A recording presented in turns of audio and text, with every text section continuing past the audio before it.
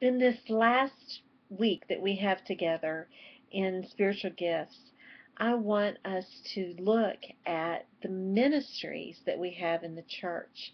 If you remember, we started out talking about categories that people often miss out on when they look at spiritual gifts and lump them all into one list.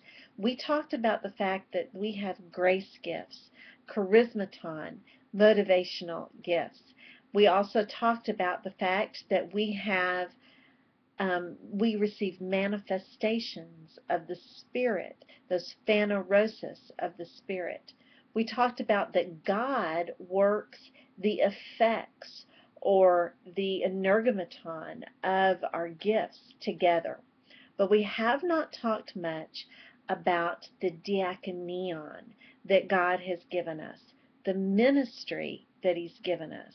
And for this, I would like us to turn to Ephesians 2, 8 through 10. You're familiar with this passage. It's the passage that tells us how we're saved. For grace you have been saved through faith, and that not of yourselves. It is a gift of God, not of works, lest any man should boast. But for you are God's workmanship, created in Christ Jesus for good works, that you should walk in them. Oh, created in Christ Jesus for good works, which God prepared beforehand that you should walk in them. Now that verse is packed full of goodies, but we're going to focus in on Ephesians 2:10, that we are God's workmanship. When I hear this word workmanship, can't help but think of Romans 8:28, that God causes all things to work together for good for those who love Him and are called according to His purpose.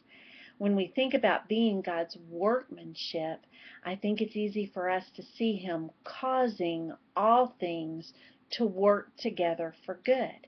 He takes everything that He has worked into our lives, our nature that He gave us that we were born with, the family we were born into, our life experiences, and our spiritual gifts, and He works all those things together for good for those of us who are called according to His purpose. That's what it means to be His workmanship.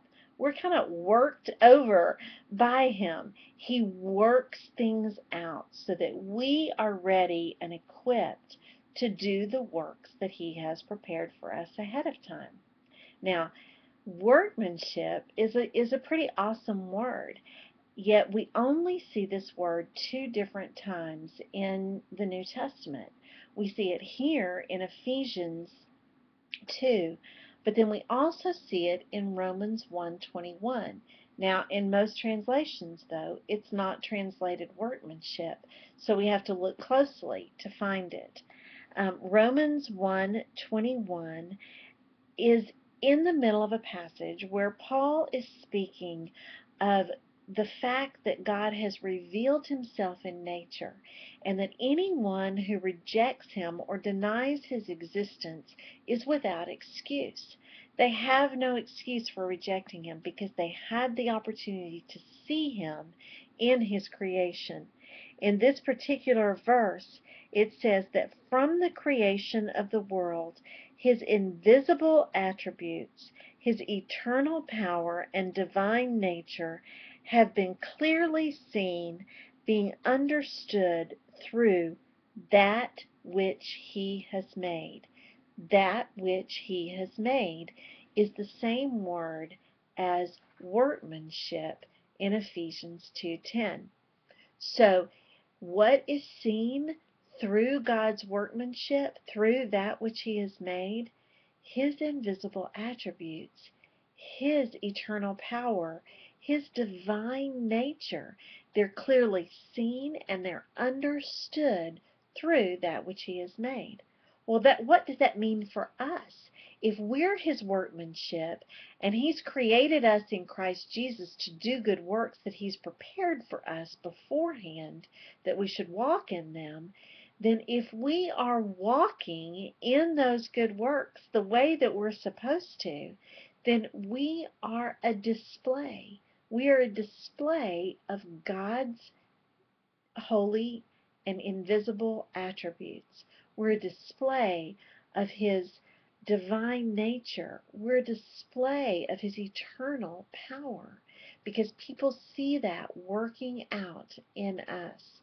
It's a pretty awesome responsibility to be God's invisible attributes on display.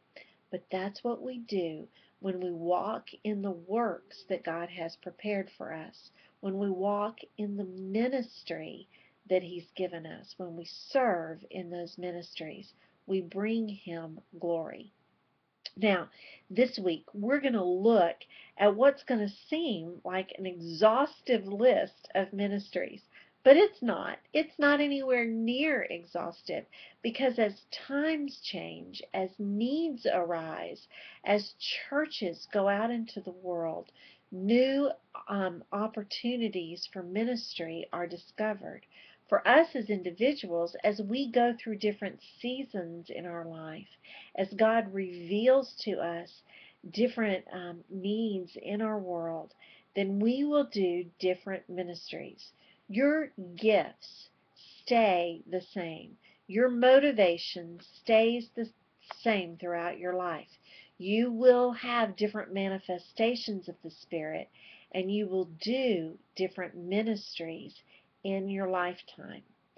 Now, I want you to take those lists that I have given you in your PowerPoint and in a handout of ministries, and I want you to look at them through the categories of gifts as we've discussed them.